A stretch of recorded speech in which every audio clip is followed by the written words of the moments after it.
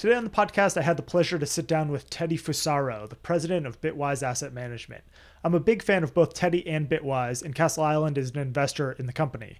And it's an exciting day for Bitwise today as they're rolling out a new product, a DeFi index fund. So there's a lot to catch up on the new fund, in addition to just the state of the market, the regulatory landscape, the prospects for a Bitcoin ETF, and of course, we got some good food recommendations from Teddy as well. So this one was a lot of fun. Without further ado, here's my conversation with Teddy Fusaro. Brought down by bad mortgage investments, Lehman, which has 25,000 employees, will be liquidated. The federal government loans American International Group, AIG, $85 billion. This is a different kind of market, and the Fed is asleep. The federal government is stepping in to stabilize Fannie Mae and Freddie Mac, the two mortgage giants that have been threatened by the housing crisis. The Bank of England has pumped £75 billion more into Britain's ailing economy with a new round of quantitative easing. You print a couple $1 trillion, and all of a sudden, people start to worry. So out of this worry, we have something called the Bitcoin. Well, Teddy, I am very excited to have you on the podcast today. This is your first appearance on The Brink, and there's a lot to talk about. So thanks for joining us. Thank you for having me, Matt. I am super excited to be here. On the Brink, one of the great crypto-focused podcasts that we have. First-time caller, long-time listener, and looking forward to the conversation. Well, I love that. And you're the first person who's ever sent me cured meat before a podcast. So I have in my hands soupy right now. So talk a little bit about what this is. And I have to say, this is delicious. So as excited as I am to be on the podcast, I'm even more excited to bring your listeners into the world of highly specialized regional cured meat from Westerly, Rhode Island. So what you have in front of you is called soupy. It's known as soupy.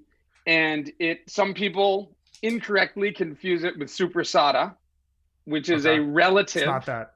Relative, but not the same.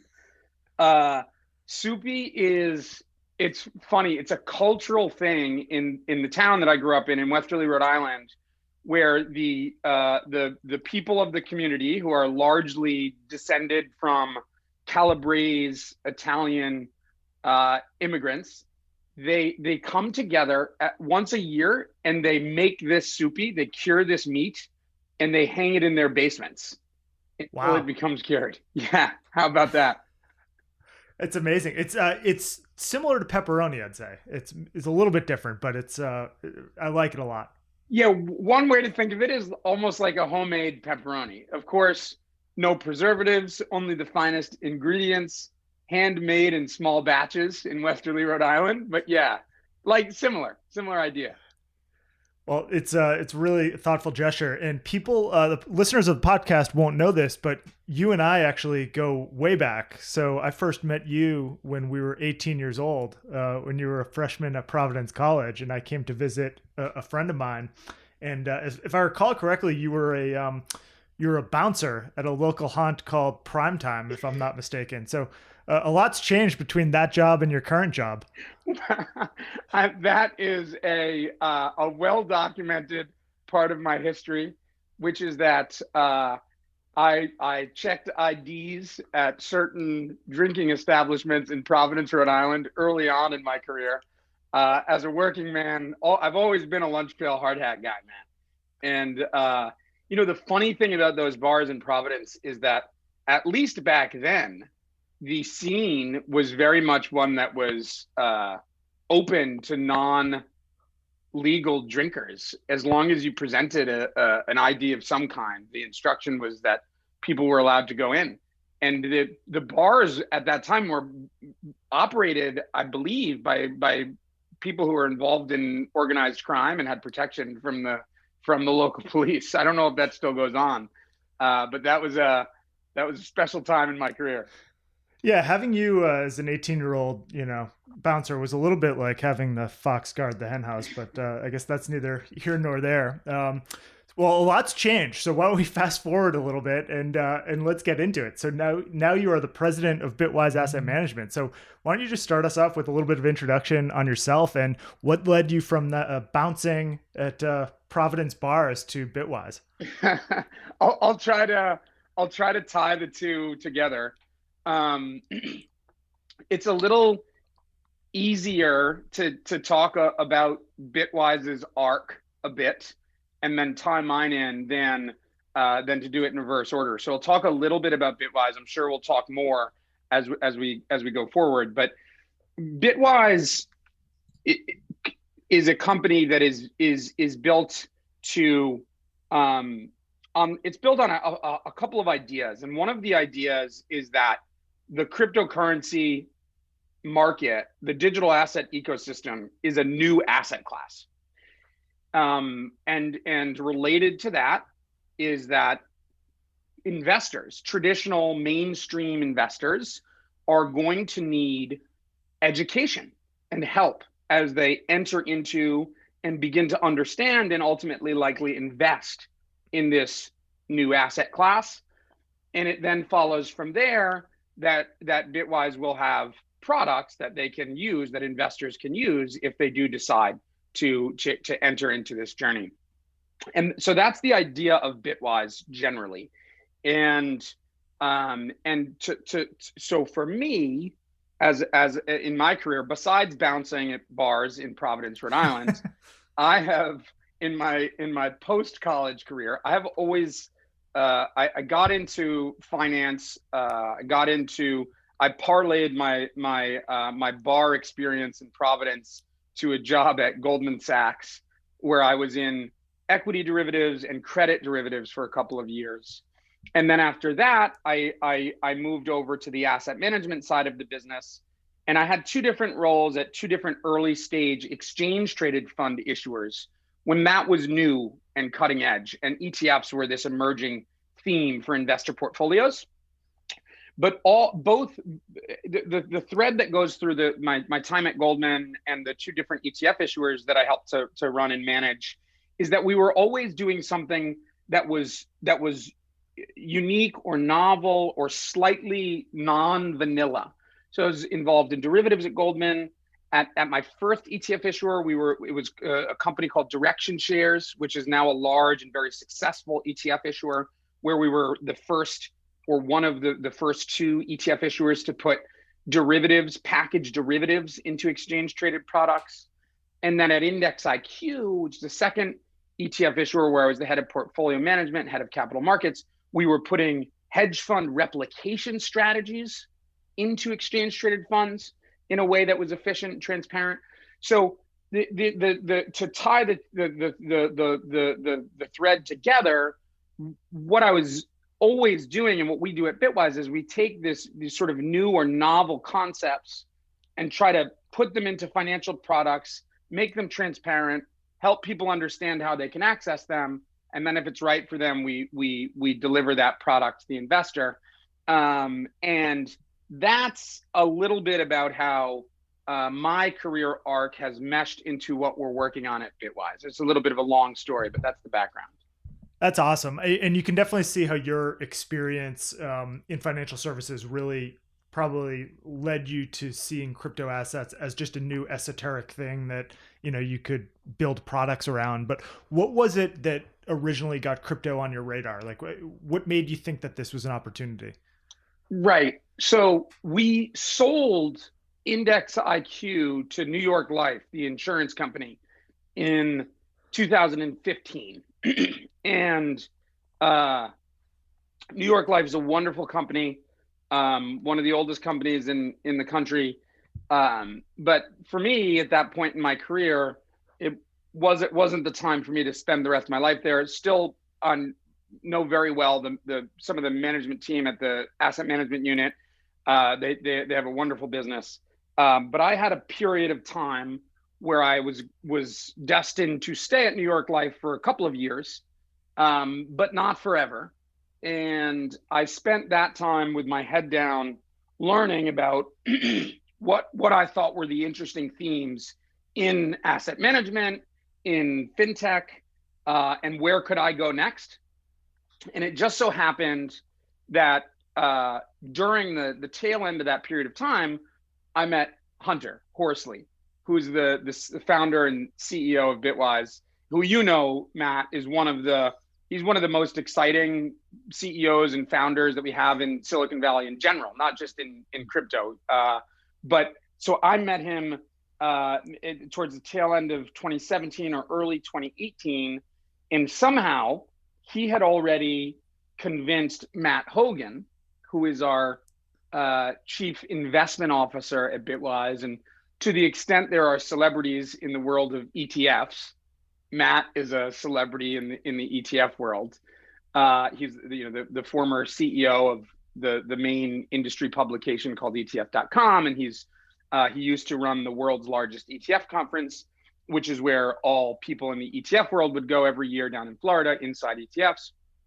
And Hunter had somehow convinced, along with Hong, who's Hunter's original partner and our brilliant chief technology officer, had already convinced Matt to join. And when I met and I realized that what they were working on was trying to figure out a way to bring crypto to mainstream investors with a focus on educating them about it first, teaching about the opportunity, explaining the asset class. And I had this other experience that I could bring to the table, which is structuring products, putting derivatives and other exposures inside registered, regulated, transparent funds, managing the trade execution operations, executing the business strategy of growing small asset managers. I thought, we got to do this together, and here we are. So that's the story. And you guys have built quite a dream team. And it's funny, we were talking a little bit about this before we hit record, but it's obviously the business is doing great and firing on all cylinders at this point, but it wasn't an overnight success by any stretch. I mean, this whole industry, if you look back on it, I think tales will be told that we had this emergence of a new asset class, and obviously there was going to be asset managers, but it takes a while to build that up. And so maybe use that as a way to just speak a little bit about the state of the business today, the product offering, and how you guys describe yourselves. Absolutely. So you're right. I mean, right now we're the leading index fund manager in the ecosystem, but that means something a lot different today than it did even 3 months ago. And I think we've spent most of the last 3 or 4 years now providing education primarily to financial advisors. We work with financial advisors, we work with hedge funds, we work with institutions and endowments and other professionals. And we have always taken this approach at Bitwise that, and this is a part of why having Matt Hogan as our CIO is so powerful. We have always taken the approach of, we want to educate on the asset class. We want to tell truths about what's going on here. We want to talk to you about the asset class. And that has led us, I think, to having slower conversations initially. We're not selling things to people, really. We are talking to them about the asset class.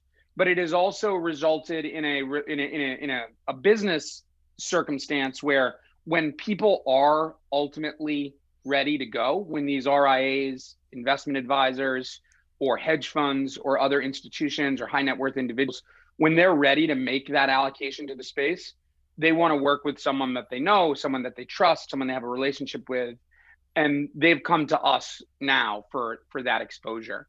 We have, we're known for having the first and largest index fund, the Bitwise 10 Crypto Index Fund, which also now, as of December, trades publicly on the OTCQX market under the ticker symbol BITW. That's our flagship product. That's our most well-known product. So we're most well-known for having that product in the market.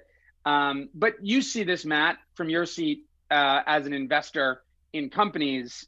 The time to invest in crypto, timing of that investment can be really hard. But everybody, whether it's a bear market or a bull market, everybody wants to talk about it and learn about it.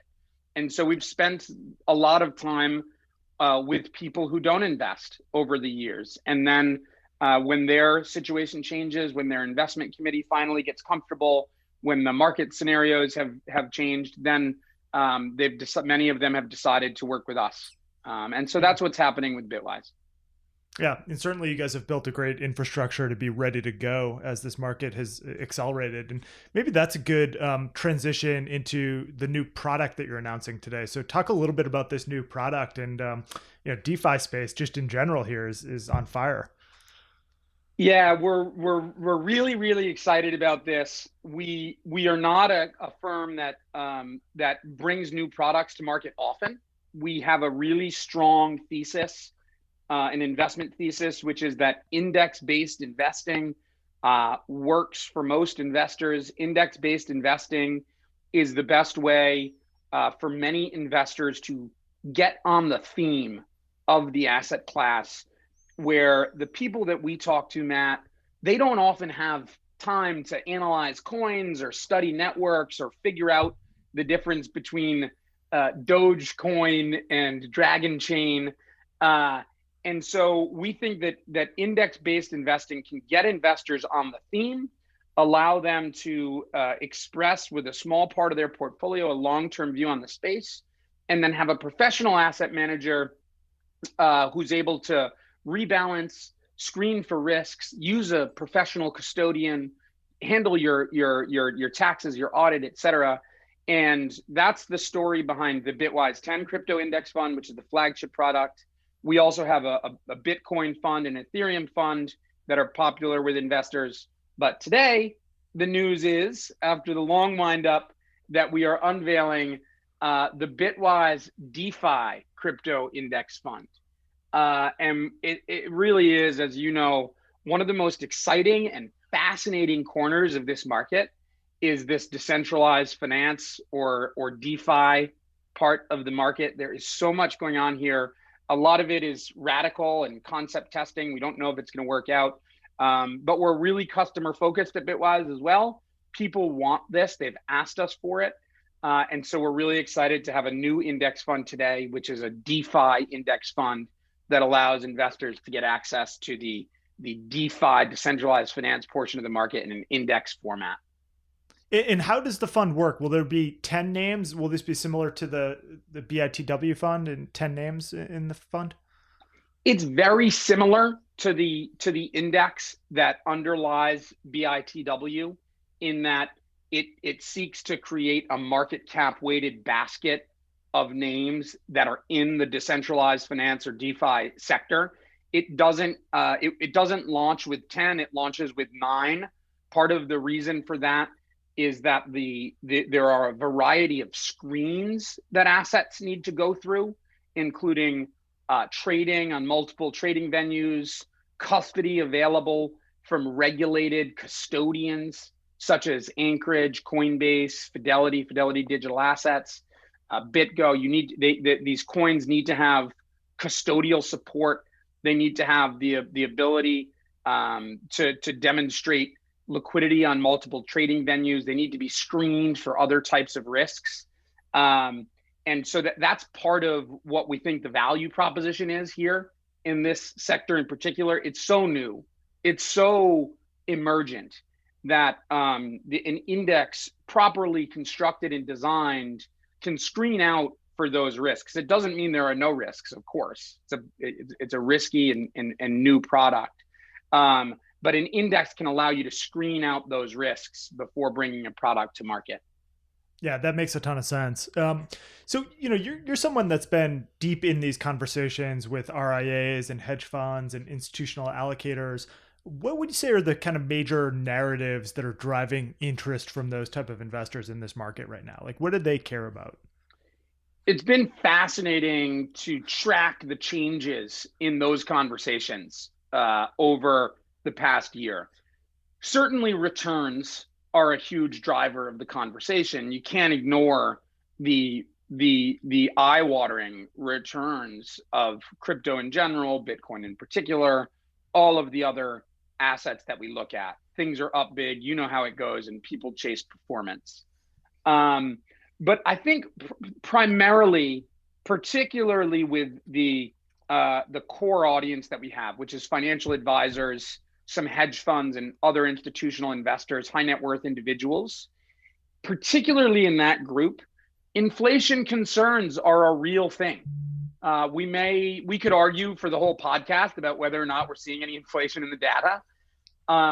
But people are concerned, and it's no longer just a small group of people led by your partner, Nick Carter, talking about inflation resistance in non-sovereign currencies.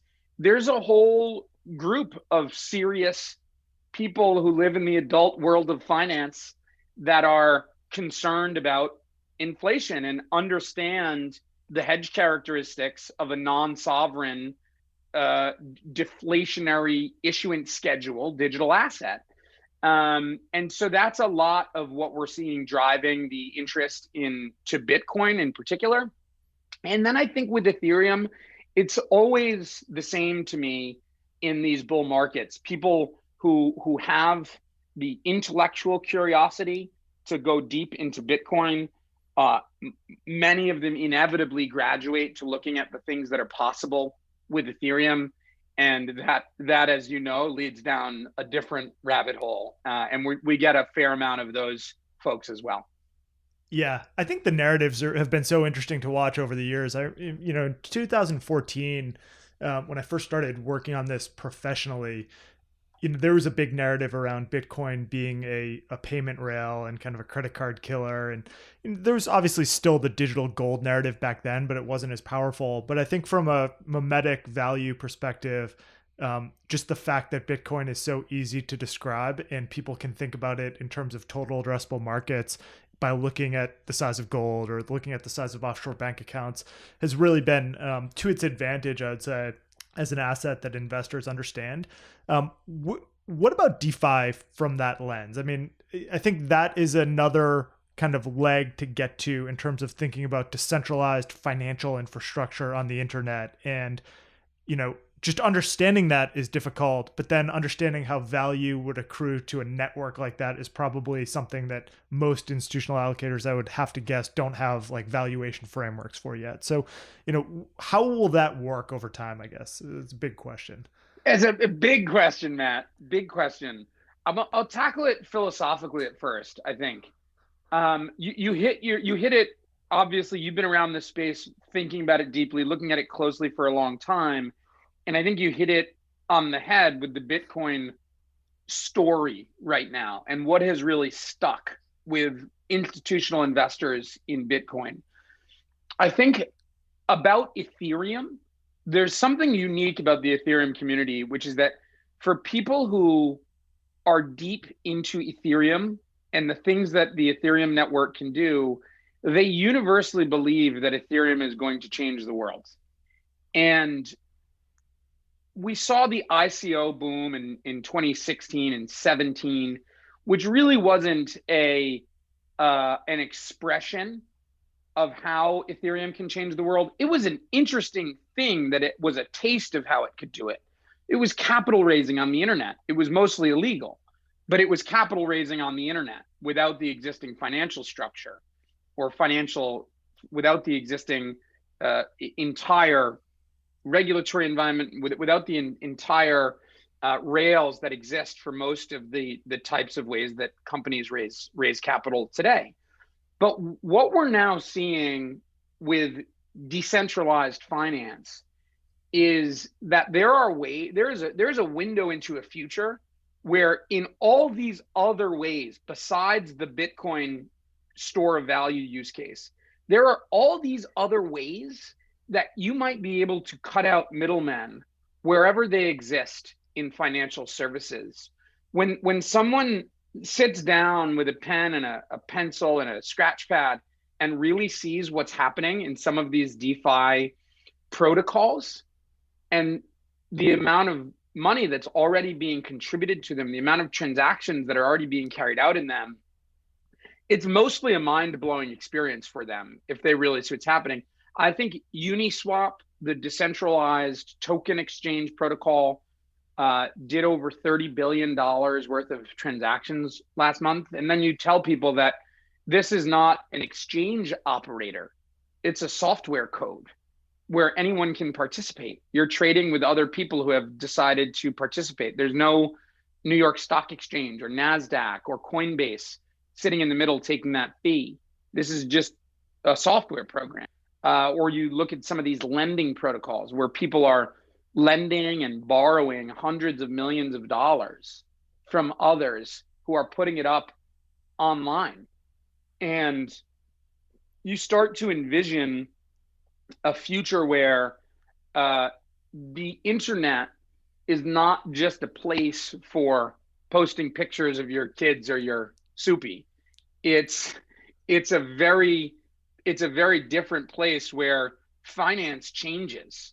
These financial services, who delivers them, changes really deeply. Many of these things won't work out. We know that, but some of them may, and the way that they work are really, really interesting. Yeah, it's been great just to see this evolution over time. I mean, during the private blockchain hype cycle, all of the effort was around taking the existing, structure and figuring out a way to immobilize an asset that was already at the DTCC and issuing a private token.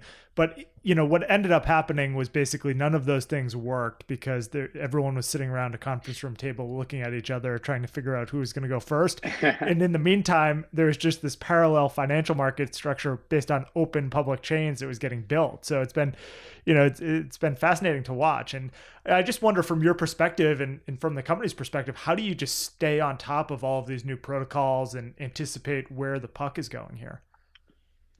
Bitwise sits in a unique place. I think from a business perspective, the people that we talk to are different than the people that most crypto companies talk to. We don't really talk to retail individuals. We talk to financial advisors. We don't really talk to people who create an account and trade on an app. We talk to either high net worth individuals, endowments or pensions, family offices, et cetera. So the conversations that we have are a different level of conversation. That's on the business side. That's who our audience is. But then from a DNA perspective and from a sort of origin story perspective, Bitwise is a San Francisco based venture capital backed startup company. I mentioned Hunter before. Hunter's very close with the venture capital community. He is. We are very close with a number of the actual projects themselves that are working on contributing to or developing new blockchains or new protocols. We have relationships with venture firms that are studying this space very, very closely, like Castle Island or like Electric Capital or like the other venture capital firms who have really sort of been bitten by this bug as well. And that allows us to stay in touch with what the real market is interested in learning about, on the one hand, in the financial advisor, institutional investment community, but also with what is really happening in development in the venture community. And then, of course, there's a third sort of constituency, which is, as we'll talk about later, Bitwise has a vision of operating in this space for a very, very long time. We want to offer regulated products. We want to offer registered products. We want to do things the right way with the regulators that oversee the parts of the market that they oversee. And so we also spend a lot of time and resources committed to making sure that we are a good corporate citizen in DC with the regulatory community. And so we try to get a sense of what the sensitivities are there as well. And by triangulating those three categories, I think we end up as a company with a really good sense, or with a really good seat, as to what's developing, what's real, what's not, who the real players are. And people have reputations. It's a small business.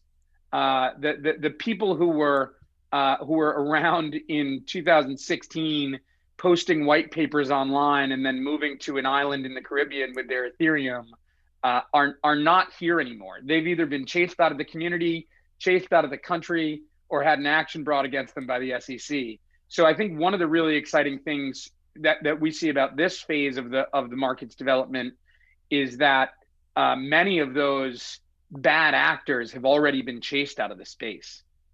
Yeah, well, that's a great point and a good dovetail into just the regulatory landscape. So, Bitwise has in the past filed for a Bitcoin ETF. I thought it was a pretty spectacular proposal, well researched, obviously not approved, but there was a dissent. So, just maybe speak a little bit about the ambitions for the company in the exchange traded product space and just what is the state of play as it relates to a Bitcoin ETF right now? Yeah. So as I mentioned, Bitwise does want to be an issuer of fully registered, fully regulated, non-exempt public products in the future. The question before all of us is, when can that happen? The answer, I'll take a little walk around the park as I answer this one. I think it matters a little bit less when we get a Bitcoin ETF now than it did 5 years ago or even 2 or 3 years ago. My view on this is that people now know how to get exposure to Bitcoin if they want it. They can buy publicly traded trusts that invest in Bitcoin. More people have Coinbase accounts than have Schwab accounts. They can trade in the futures market. They can buy BITW, which has exposure to Bitcoin and to Ethereum, or they can invest in private placements like the Bitwise 10 crypto index fund or like the Bitwise Bitcoin fund. So I think that on the one hand, there's no longer this sort of destination of success for Bitcoin that will be arrived at once a Bitcoin ETF is approved. On the other hand, I will not hide the plain fact that we want to be an issuer of a Bitcoin ETF and other ETFs in the future, and many other issuers do too, as you know, and as you can see on the internet. And I'll say two things about that. One is that there's been a great misconception over the years that the SEC staff and the Securities and Exchange Commission commissioners and chairpersons do not understand the market they're looking at or the challenges before them with approving a Bitcoin ETF. The community has gotten that wrong.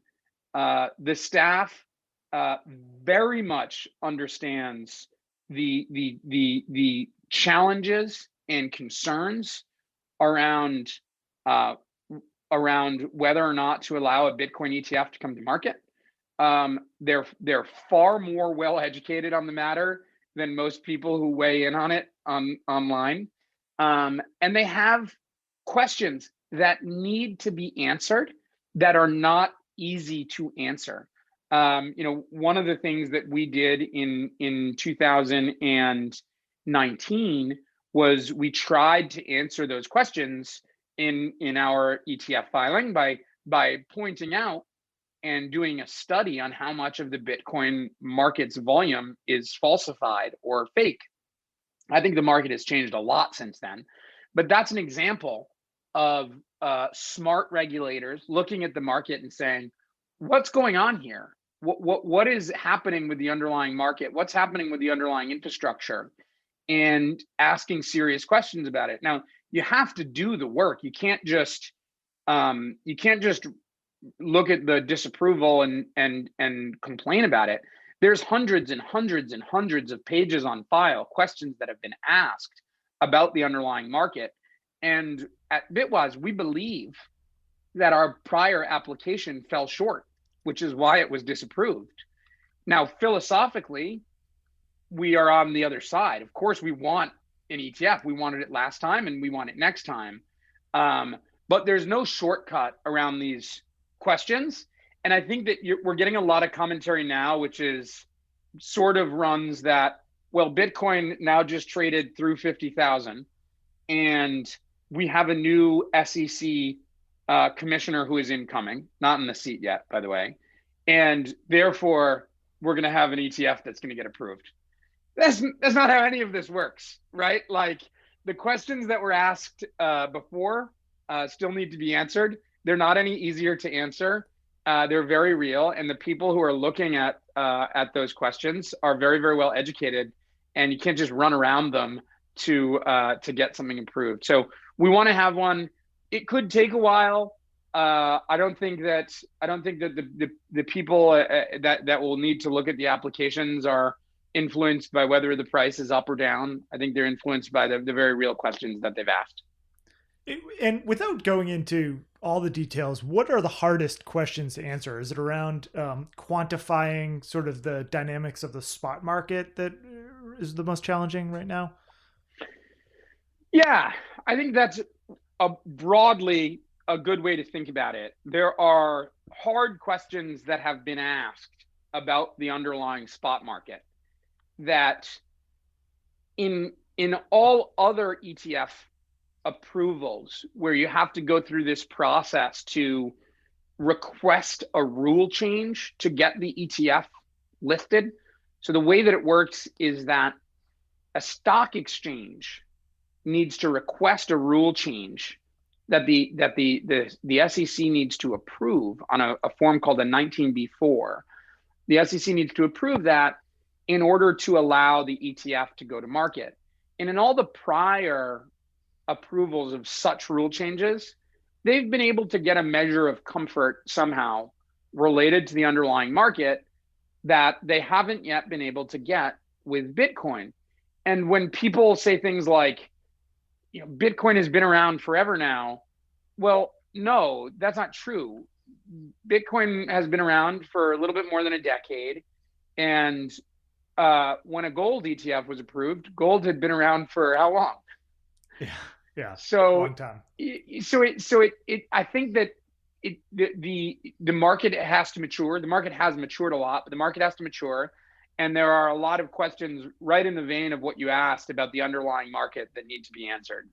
And they're interesting questions. We love, as I said, Matt and Hong, who's our chief technology officer, they love spending time on these questions. It's obviously it's resource intensive and it's expensive to just spend time on them, but they're interesting questions, and we want to understand the market so that we can communicate about it, and we want to tell the truth about the market once we have a good understanding of what that truth is. It's just crazy to see on the public markets that innovation is flourishing, and there are kind of ways to get exposure to this that are that there were not last year. I would even say like MicroStrategy, what they're doing is kind of a function of not having a Bitcoin ETF. I'd be curious your point of view, but it's kind of clear that people are seeing that as an exposure play. Agreed, 100%. And that's why I say the high level question matters a little bit less to me. I believe that if people want exposure to Bitcoin, they have ways to get it now. And whether that's buying MicroStrategy because they're investing off of their balance sheet into Bitcoin, or buying an OTC traded trust, or opening up a Coinbase account, or trading futures, people have ways to get the exposure now if they want it. And so that's why I think there's not this big moment on the horizon in the future related to a Bitcoin ETF approval. But other regulators are moving too, right, Matt? I mean, we saw last week that the Canadian regulators appear to have approved the first Bitcoin ETF in our gentle neighbor to the north. And we've seen innovation in European exchange traded products and in other foreign jurisdictions. And the US has the best financial system in the world because we have the best laws and the best regulators. And sometimes we move a little bit more slowly than others, but that's also because we get it right. And I think that we will get it right here over time. And that's part of the market's maturation. We've seen some products over the years that seek to have equity exposure and crypto assets within the same structure. The Horizon Kinetics Internet Fund comes to mind. Do you think we'll see more of that over time, where crypto assets and equity can both sit within the same, mutual fund or ETF? Yeah, once it's allowed, once products are approved, I think that we will. I would expect our view is that this is an asset class that's here to stay. And what I think we'll see in the future is that ultimately the lines are going to become blurred, and we have a lot of there's going to be a lot of overlap, whether it's just the technology itself, whether it's the actual diversification benefits of having an exposure to Bitcoin added to an otherwise already diversified portfolio. Matt Hogan and his team have done some fascinating work about what happens to an otherwise balanced 60-40 portfolio when you add Bitcoin to it. Portfolio simulators love adding Bitcoin to a portfolio. Obviously, it's up massively, so that always helps. But our research shows that even during periods of significant drawdowns, I think it was down 85% in 2018 or so, if rebalanced regularly, because of the fact that it's non-correlated, it's popular right now to say Bitcoin is correlated. Our research shows that it isn't. Because of the fact that it's non-correlated, it has its own return drivers over time that very small allocations to it make really significant differences to the risk metrics when you evaluate how it impacts a portfolio. So I absolutely think that you will ultimately, when available, you will see different types of crypto exposures that have different types of risk and return profiles added to normal portfolios. Yeah, it's going to be fascinating to see that over time. It just makes a ton of sense that you would have these thematic groupings because there are different ways to express these theses. Yeah, absolutely. And not to riff too much on DeFi. I know we're here talking about the launch of our DeFi index fund today, but once you start to go down the DeFi rabbit hole and you understand the ways that these smart contracts can be programmed, you can build portfolios or tokens or other things that automatically add other assets based on any number of factors. You see these concepts being tested in some of these protocols where they add a token if X, Y, or Z happens, or you can build a portfolio of other tokens based on certain triggers. And so I think that's another area in the DeFi landscape where you can build these products to do things that are programmed up front that will see a lot of mixing of different exposures and assets. Yeah, that's going to be fascinating because, even within the context of a Bitwise DeFi fund, you might hold an asset that holds other types of assets. It's almost like, I don't know, buying DCG or something, and then you have the venture exposure underneath DCG, if that were even possible. Right. I mean, Vitalik Buterin has this wonderful expression that is in the Ethereum white paper, which is that everything is a contract. And when you think about financial services in particular, everything is a contract. And I don't mean that in the legal sense of the word contract. I mean that in the sense that everything is really an if-then statement, right? If you pay your mortgage on the 1st of every month, you can continue to stay in your house. If you want a mortgage, you must pay 2.5% on it. If the price of GameStop goes through $100, then your option is in the money, right? Everything is programmable, and as these things come onto blockchains and the contracts are executed without a human being in the middle, the possibilities are really pretty endless, and it's really interesting. When you start to think about the total addressable markets for these things, and you think about just the theory of the firm and why corporations have to exist, and you frame this in the context of, well, this is disrupting things like just the joint stock corporation. It gets pretty heady sometimes when you think about how big this could be. Yeah, it really does. One of the original use cases, the original things that notoriously went wrong on the Ethereum network was the decentralized autonomous organization, right? Where you don't need a group of people to run the corporation. You issue tokens to people and then you vote. And a lot of the governance that takes place within these new DeFi protocols is through a really interesting, it's like democracy on a blockchain, but for governing a protocol. One token, one vote. And you can get as complicated as you want from there. You can have committees, you can have elections, you can have different ways of deciding things. So you see a lot of this radical concept testing, not just in the, I hate the phrase tokenomics, but not just in the sort of potential economic benefit that might accrue to a token, but also in a weird way in like a political theory or a political philosophy or a political design construct where different DeFi protocols have different governance mechanisms for how decisions get made. Is it one token, one vote? Who gets to advance proposals? How do they get implemented? And there's really interesting things happening there too. I think about this a lot in the context of, we're using DeFi right now for financial services and trading and things like that. But, I think we're going to be moving to a world where people spend more of their time in kind of augmented or virtual reality settings, and people are sort of escaping into different metaverses. And if you think about it in that context, some of these protocols are likely to be, the basis for which the GDP of these like cities or countries that exist only on the internet are established. So I think, one way to think about this is just the underlying financial infrastructure for coordinating a group of people in the same way that a government would.